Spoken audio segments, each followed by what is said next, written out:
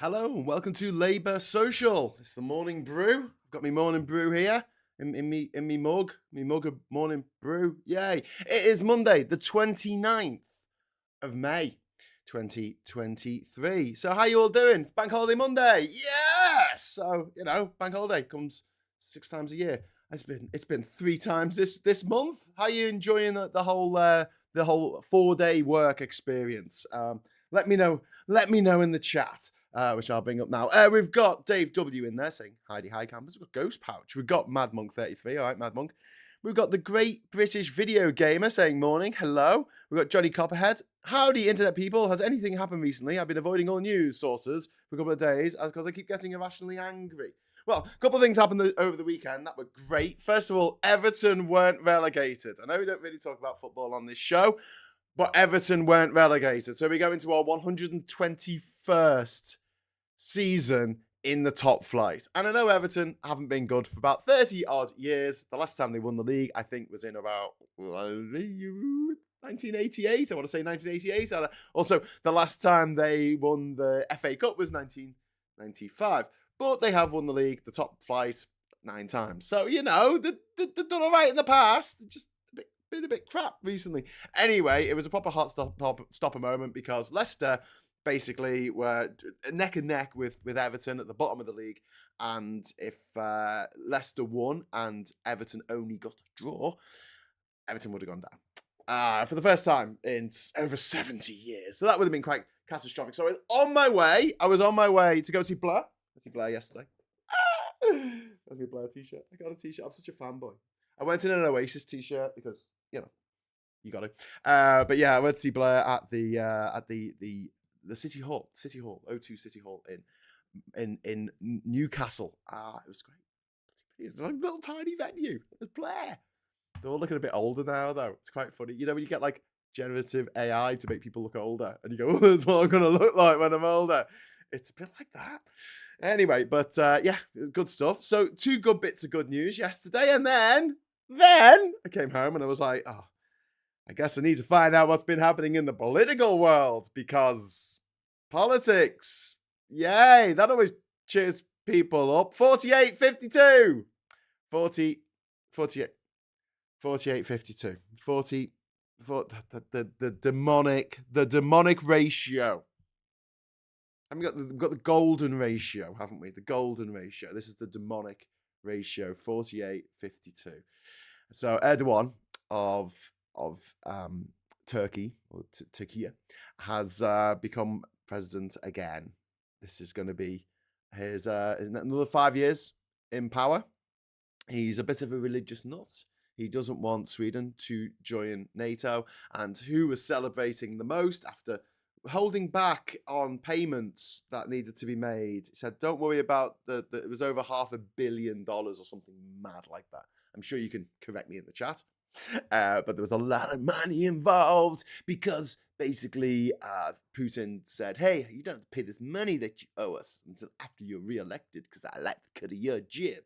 So he put his thumb on the scale like he did with Trump, like he did with Brexit. Do you see a pattern? Do you see a pattern emerging?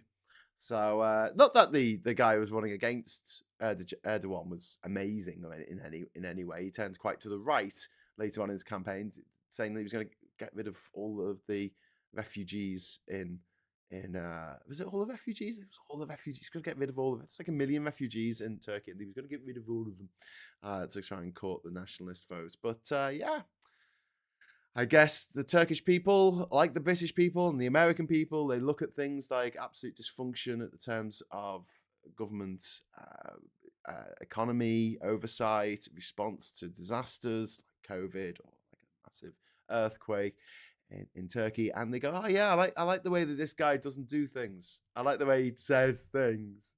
But then Erdogan, I keep saying Erdogan. I pronounced it Erdogan. I don't know why I was told to pronounce it that way, but now I'm told it's Erdogan. Erdogan owns, or he controls 90%. 90%, my friend. 90% of the media in Turkey.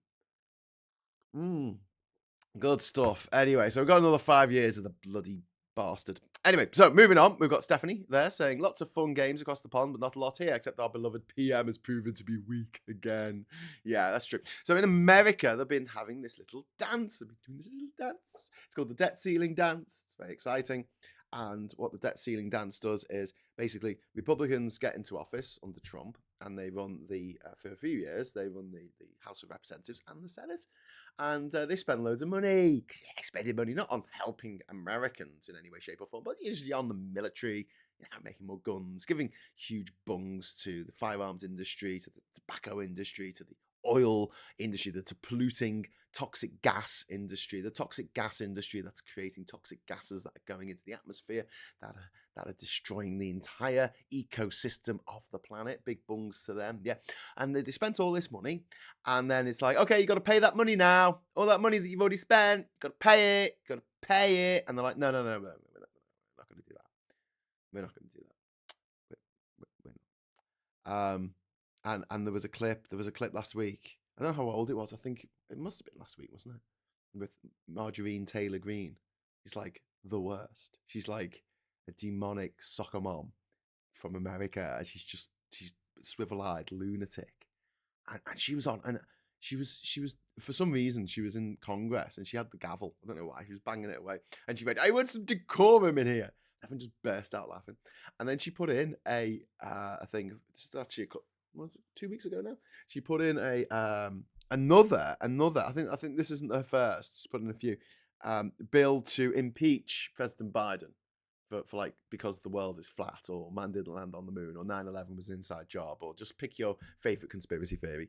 It wasn't the fact. Well, it wasn't just the fact that she put in this like absolutely blag thing to impeach him over, I don't know, his son's laptop, which I still don't understand what was on the laptop.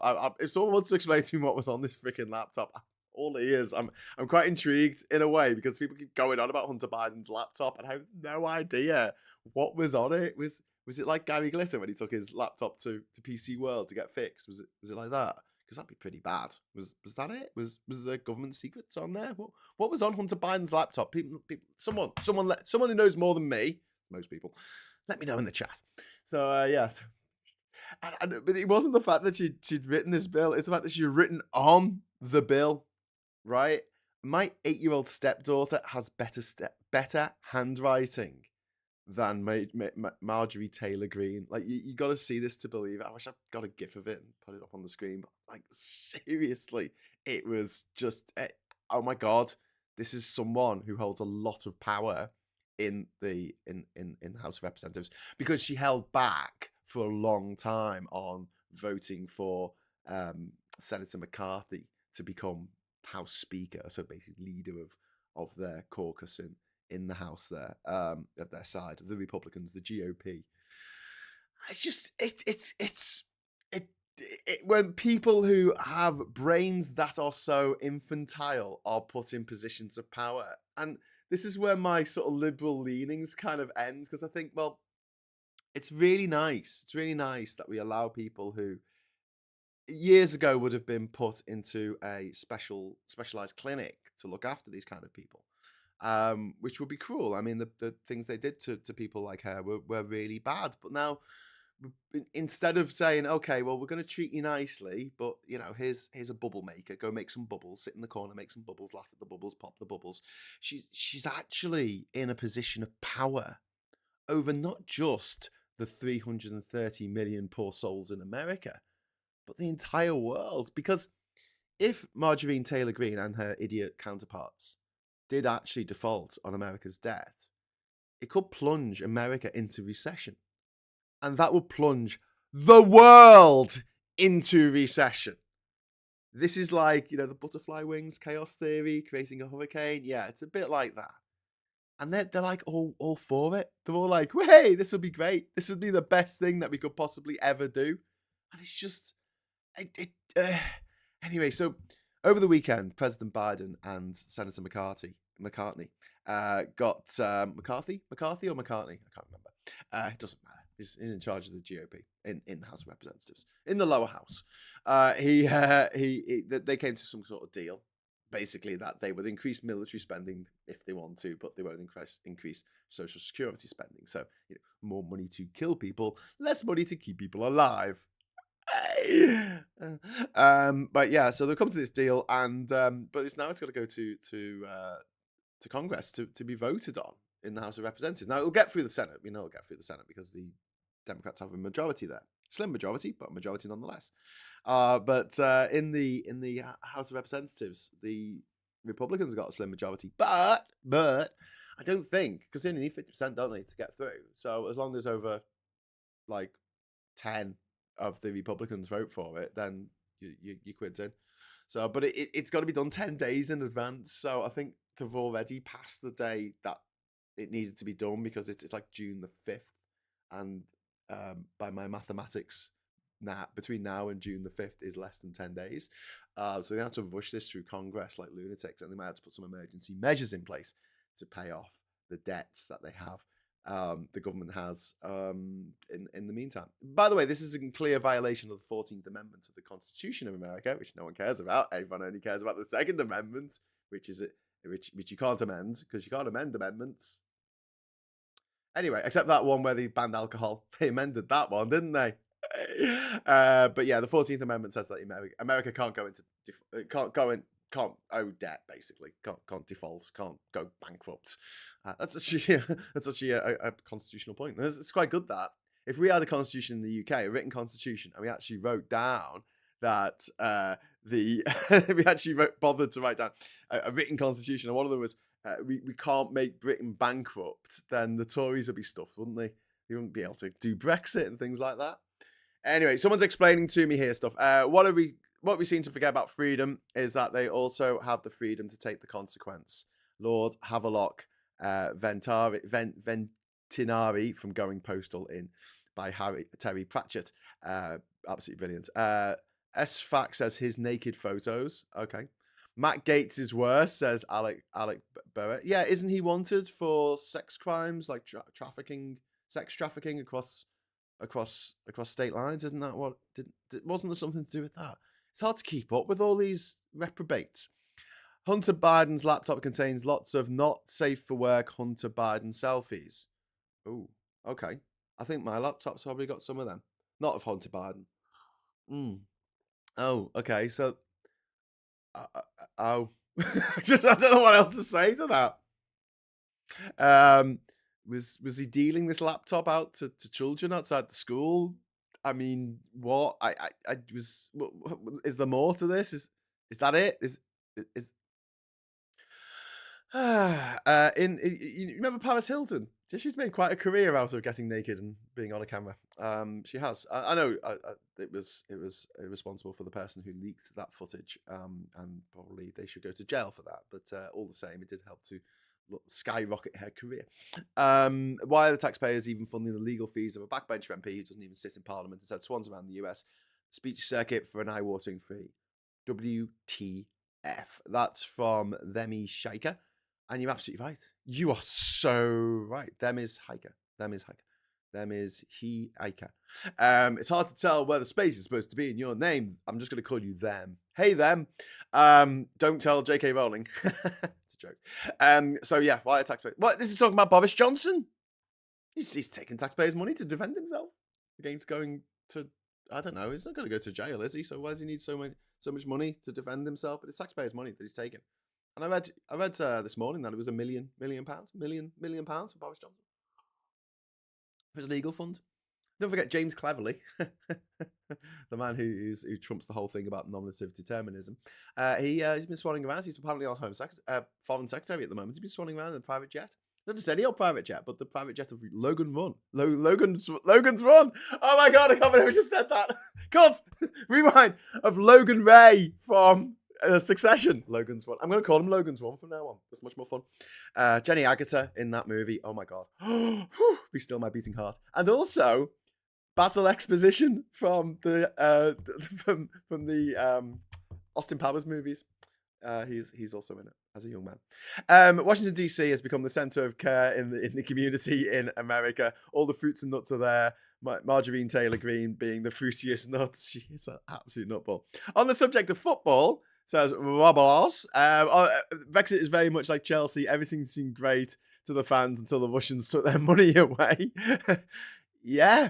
Well, that's sort of what's happened in Turkey. It's very much, that was Putin with his thumb on the balance, and he knows how democracy works. He studied them from afar.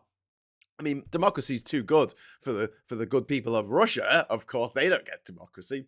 Could you imagine? But everywhere else, he understands how democracy works and how to affect it. And having your man own 90% of the media, that helps, doesn't it? Sorry, Ron 90. He doesn't necessarily own it, but yeah, he has 90% of the media on side. What's that sound like? Can you imagine a political party in the United Kingdom that has 90% of the media on side? Yeah, I couldn't imagine that. And then we go back to something that we've discussed a million times in the past. We go, but why will Labour be any better than the Tories? Because there's lots of Labour policies that you might not agree with, Graham, and you want them to go back into the EU, and you want UBI, and you want PR, and all the fun acronyms. Yes, I do want all those things. However, one of the things that I do hold dear to my heart is the fact that, well, all the Labour MPs that I've had the pleasure to have met, and had interaction with have been absolutely lovely. So I'll be voting for my local MP in the next election, definitely, because she's wonderful and she's helped me out a few times in the past. And with things that you write to your MP and you think, oh, they might just fob me off, but Mary Foy's never fobbed me off. She's always got back to me, and she's always put people on things. The best thing one of the things that she did when I wrote to her was she got the community cinema here in Durham to start putting subtitle showings on.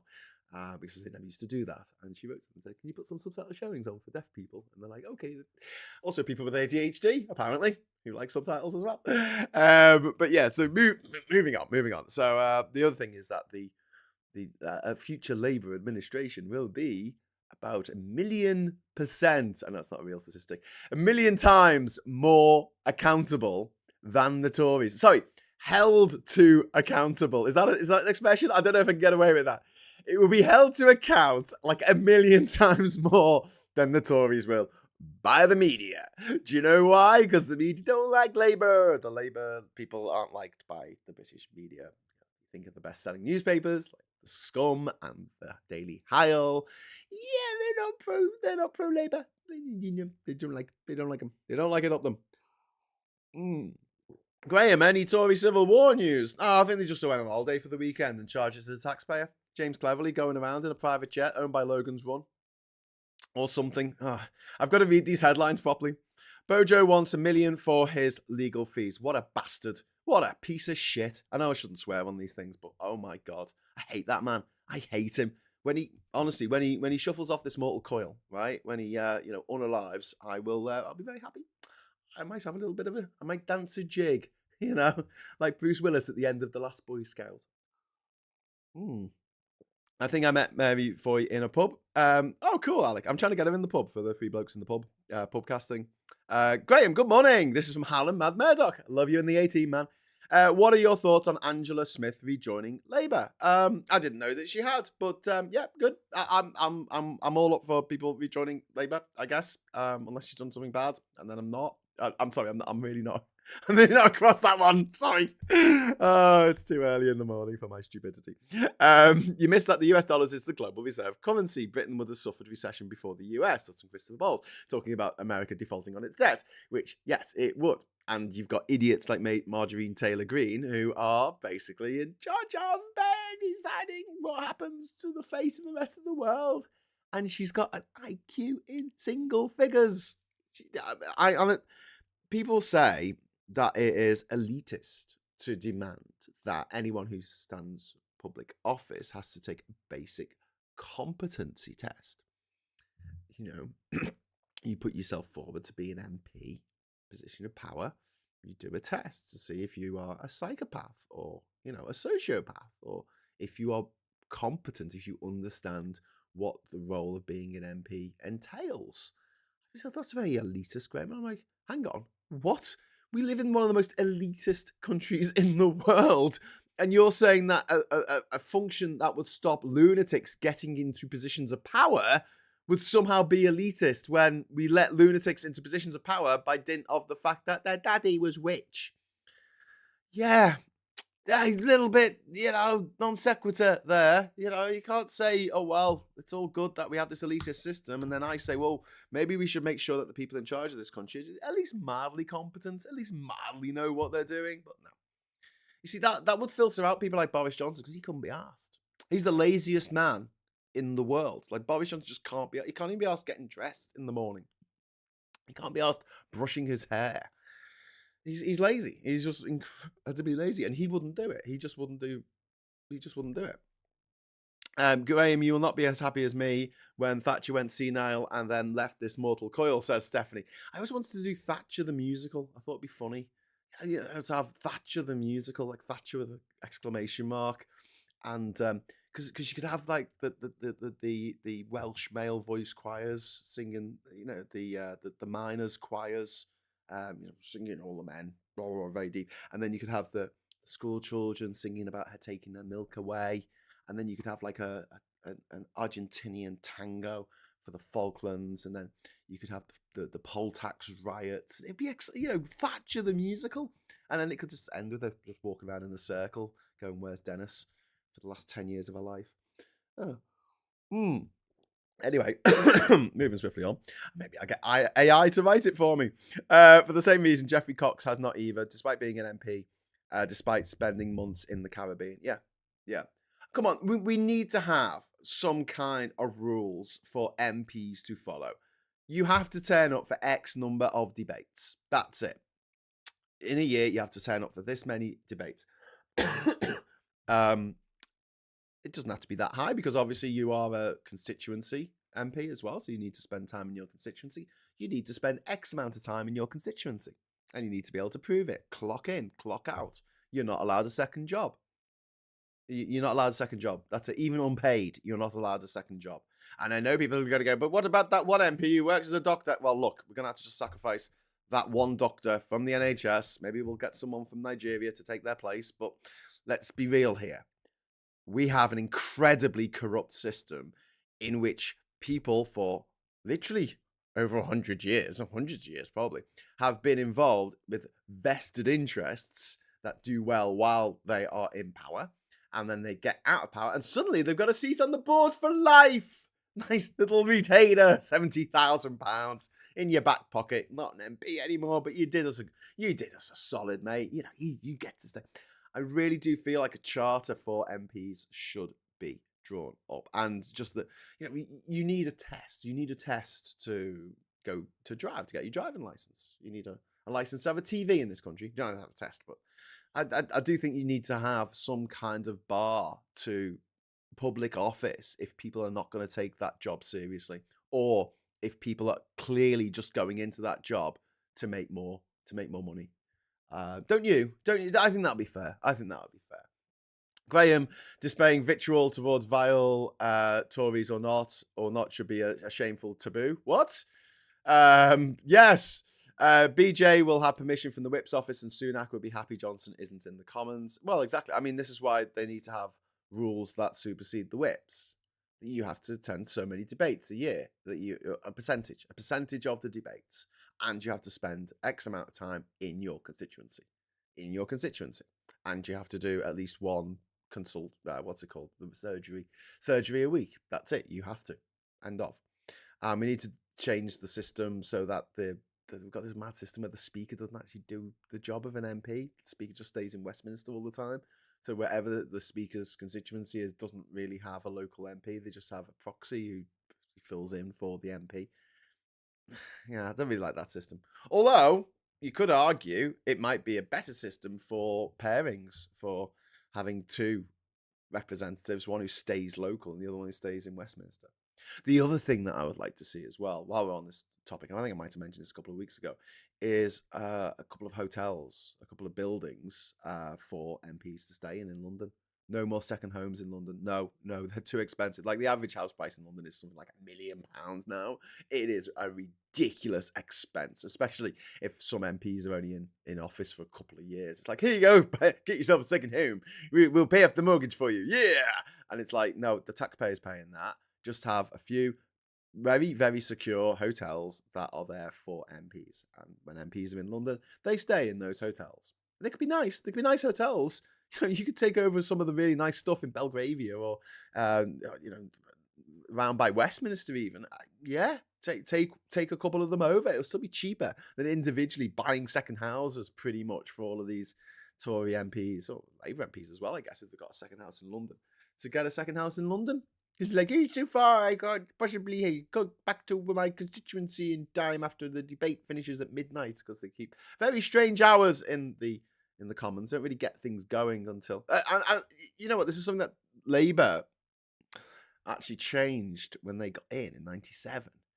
They made the Commons a little bit more sort of family friendly, in that you could be a primary caregiver and perhaps be a parliamentarian at the same time. Because until then, like, seriously, nothing kicked off till after 12.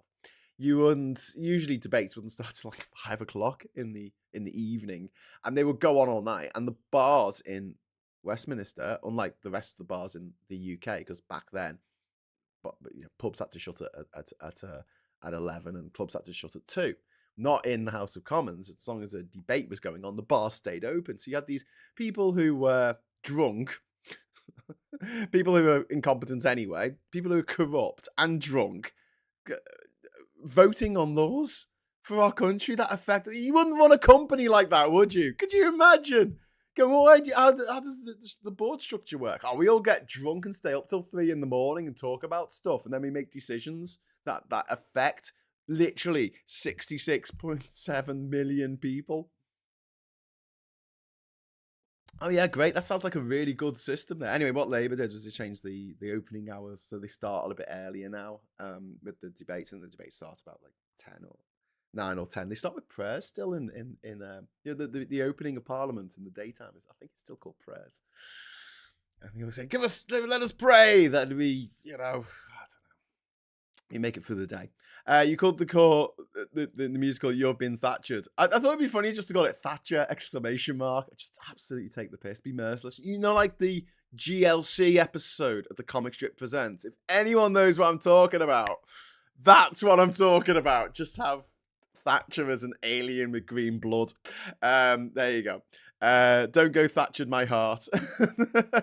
They still do it that way for the Lords. Yeah, indeed. Tell the Duke of Westminster to fork some property over in lieu of the tax Dodgers inheritance tax. Yeah. So I would personally be a bit annoyed if an individual dodged paying £90,000 in inheritance tax just because they had a clever accountant. Now, the heir to the Duke of Westminster died about 10-15 years ago or something, and his son inherited this absolute fortune. Duke of Westminster, the amount of stuff he owns, I think he owns like Liverpool city centre. Wow. And yeah, and it basically 90,000 would be a bit much. Now, so the way inheritance tax works is the first 400,000 or whatever it is, you don't pay any tax at all on that. And then after that, I think it's 40% on anything that you inherit over 400,000. 400,000, you know, it's a fair wage, isn't it? Someone's going to tell me in the chat the exact amount here. Go Google it. You don't want to watch me Google stuff. It's boring.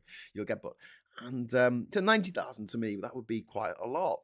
900,000 would be absolutely beyond the pale. Imagine dodging that much inheritance tax just because you had clever accountants. 900,000, nearly £1 million. What about 9 million? What about 9 million? Would that be a lot? That would be a shitload, wouldn't it? That'd be a lot of money to deprive the taxpayer of. 9 million. You could do a lot with 9 million. You could build a hospital for 9 million, but maybe build a couple of them. 9 million, 90 million. The amount of stuff you could do with 90 million. You could build a load of hospitals for 90 million. Bloody hell. You could build a new royal bloody yacht if you wanted to. Don't do that. You could fill in a lot of plot holes.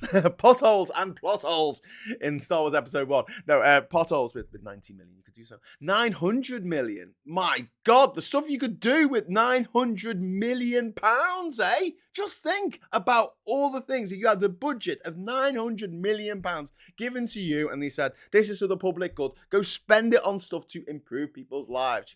Give people money. Give lots of people money. Now, you know, if we were going to go up any higher than that, if we were going to go over £1 billion of tax avoided, I think people should go to jail.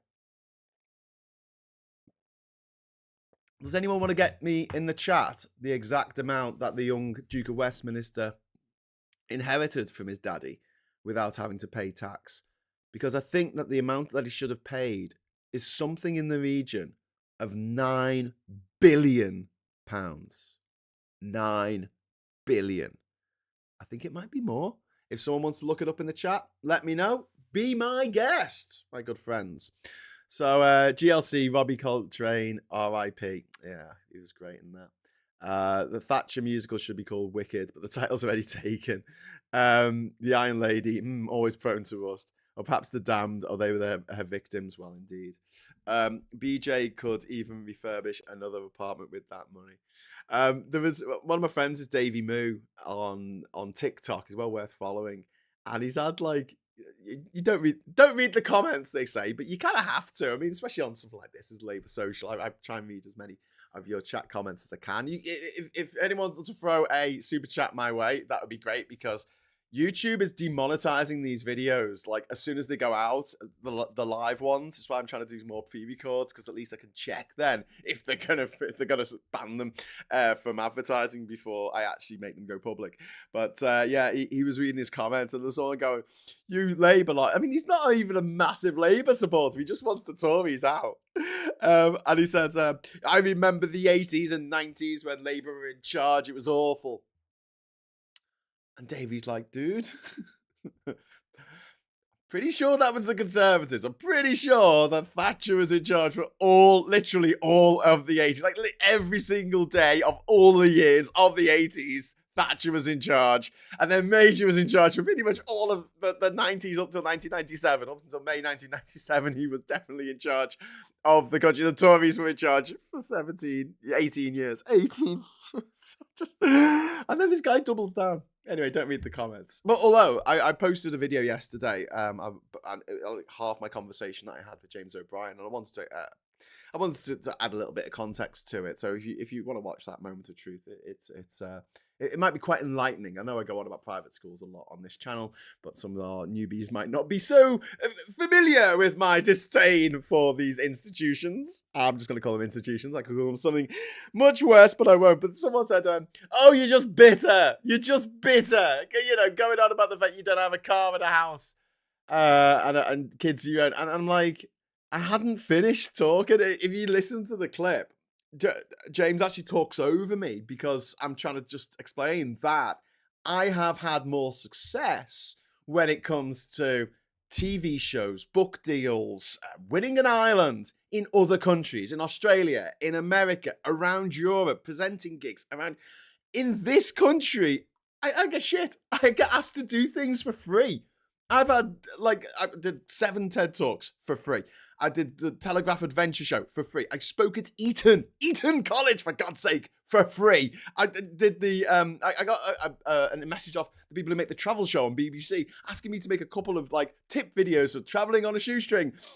And I'm like, okay, how much does that pay? Oh, we don't pay our contributors. And I'm like, you don't pay your what the I think I lost it at that point. It was just a bit like, everywhere else in the world just sees it as read as like, you know, when someone does something that you want, that, you know, they're performing for you, you get them some money for that, right? Although I suppose TED is an American organization, but the fact remains that I was going to say that. But the idea that me, with my beautiful partner, my private island, my Guinness World Records on the wall, I mean, the idea that like I'm bitter, and I'm like, oh my God, if it hadn't been for the private schools, I would have. And also, he said that James O'Brien was bitter as well. I'm like, he's a millionaire, and he went to private school. It's like, I don't think you're getting me points here, mate. Anyway, so yeah, never read the comments except when you kind of got to read the comments. Yeah, indeed. I spent 4 years in London asking, yeah, but why'd you call them a public school? Exactly, Kieran, because they're not public. In America, public schools are schools that the public can go to. In the UK, public schools are schools that only the very rich can go to. The reason, I think, is historic, that there were church schools or theological colleges, and then there were public schools, which the members of the public who weren't necessarily going to become a priest could go to and then learn how to read. Right? I guess I don't know. Someone else probably knows more than me. Graham, you spoke at Eton. Tell us more, says Marza Jeddah Burnside. I did. I gave a talk about my travels in Eton. There's not much to say except for the fact that if anyone's watching this from Eton, you know, if I sell a load of books, right, after a talk, and can you pay me in good time? Yeah, don't leave me waiting for like 2 months. 2 months to bloody get paid. That's the thing as well that I found in life. The bigger the company or institution that you do a job for, because I've been a freelancer all my life. I was a video producer for years and years. And whenever I did a job for like a big record label or even like a big like studio or TV station, it would always take ages to get paid for my work. And it was painful because when you're doing something like video production, obviously you spend a lot when you're doing it. It's like the petrol to get there and to set up, and the tapes, because you needed the tapes back then. You couldn't just put it all on a memory stick, and obviously you had to pay for the equipment and everything else. And I normally had to pay for an assistant, so someone would help me out. I'd pay them, you know, a couple £100 or whatever it was for the day, and that will come out of my company. You know, there you go, and then I'll be £200 down, waiting for the money to come in. And the bigger when you were doing stuff for like local artists and local bands, stuff like, they paid you straight away. They paid you on the day, usually cash. But when it was a big company, it's like, no, we're going to make them wait. We're going to make them wait for a long time. So yeah, so no, I did go to Eton, and it was full of our next prime ministers. So I tried to instill some ideas of fairness and you know, equity, equality, liberty, fraternity. I don't know. So I wasn't particularly revolutionary, I don't think. I should have been. They're public because anyone could go to them provided they paid. Historically, they were funded by public subscription. There you go. A lot of them were orphanages. Some of them were orphanages when they first started. They were for the poor. They were the poor kids. The original public schools for the brightest. Everyone else was educated, were either rich or joined the church. They were originally free, although selective. The reason is because they are the pillars of public society, if you go back to Henry VIII's origins. On big company side, they optimize the interest before settling the invoice. Yeah, but look, I'm going to have to go in a minute because I've gone 8 minutes over time here. But yeah, it is a bit of a bugbear of mine that big companies take a long time to get the money to you. And it gets to a point where you feel like you're badgering them. But you shouldn't have to do that. Why should you have to send that 7th email? Like, take time out of your busy schedule to write yet another email. Obviously, we've got ChatGPT to write it now. GPT to write it now. But back in the day, hello, I'm writing again to find out when you're going to effing pay me. Anyway, so yeah, that's the story. And also, YouTube. just if anyone wants to squeeze a super chat in before I go. But yeah, YouTube are terrible for paying it. Like they just say, oh, you've earned X amount this month, and then it's like, we're going to pay you finally, and I'm like, oh great, I'm going to get that amount that it says on my phone that I've earned this month through super chats and things. And then it goes, no, we're going to give you like, I don't know, a third of that. I'm like, what? Why? No explanation. Woo. But yeah. Get it in the end. You need to get an agent, then perhaps you get paid. Get a friend to pretend to be representing you. Freckle Puny. Okay, 2 things there. Absolutely. I've wanted an agent since I got back off my travels, but I've not been able to get one in this country because all the agents I met were very posh and they only wanted to represent their old school friends. Seriously. And secondly, the idea of getting a friend to represent me, that's actually a really good idea. That's actually what I probably should be doing at the moment. Get a friend but one of the problems is a lot of my friends are crazy busy right now with their lives because just trying to keep their head above water. So it feels a bit infradig to say, hey, could you represent me? But yeah, I found that when I was traveling, if I wrote to a shipping company and said, hey, can I get on your ship?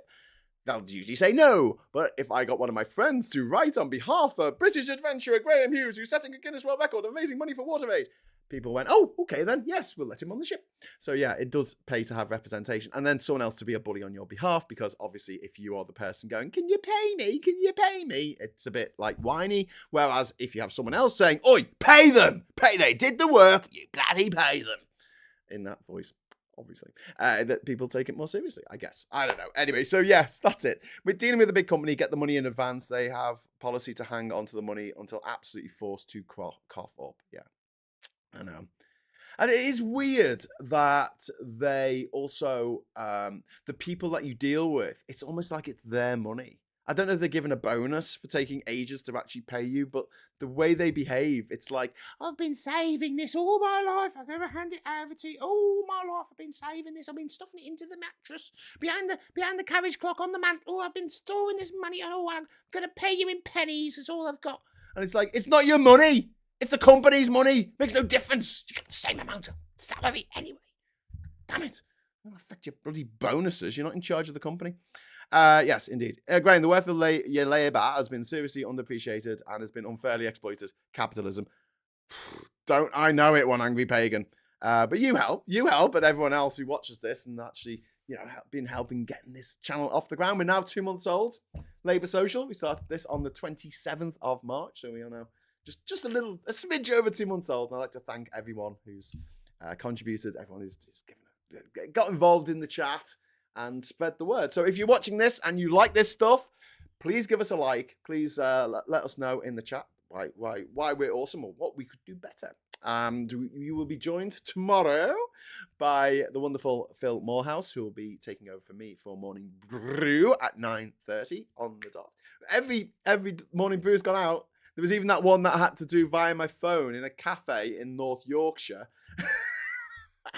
The quality was shite and it was like 15 minutes late. But still, better than the richest man in the world's attempt to do a Twitter Spaces on his own platform. So, we win. We win. And my mum is there saying, bye, Graham. Oh, I'll see you later, Mum. So yes, the Turkish lira has been tanking since mid-March. Me being a bookkeeper, which is the only word in the English language that has 3 double letters in a row. Bookkeeper. Fun fact. I feel attacked for some reason, says Duke Vengeance. I used to work at accounts. Oh, God. The accountants strike back. Oh, no. Don't come for our accountants. Well, you work for me. Anyway, so thank you so much for watching. Thanks to all of you for giving us your time and energy for what is basically a daily sort of dose of sanity for me. I love reading your comments. I love the fact that there's people out there who think the same way. I know we don't agree on everything, but like there are sane people out there, because I look at Marjorie Taylor Greene, I look at Boris Johnson, I just think, oh my God, these people are representing us. Is this humanity? Is this what we're like? Is this what we're doomed to be? And the people watching this, they give me hope of a better future, one that doesn't necessarily involve lunatics in charge of absolutely everything. So anyway, thanks for watching. Thanks for all the super chats. Thanks to all my YouTube members and my patrons. And until next time, I will say hello, good evening, welcome, and goodbye.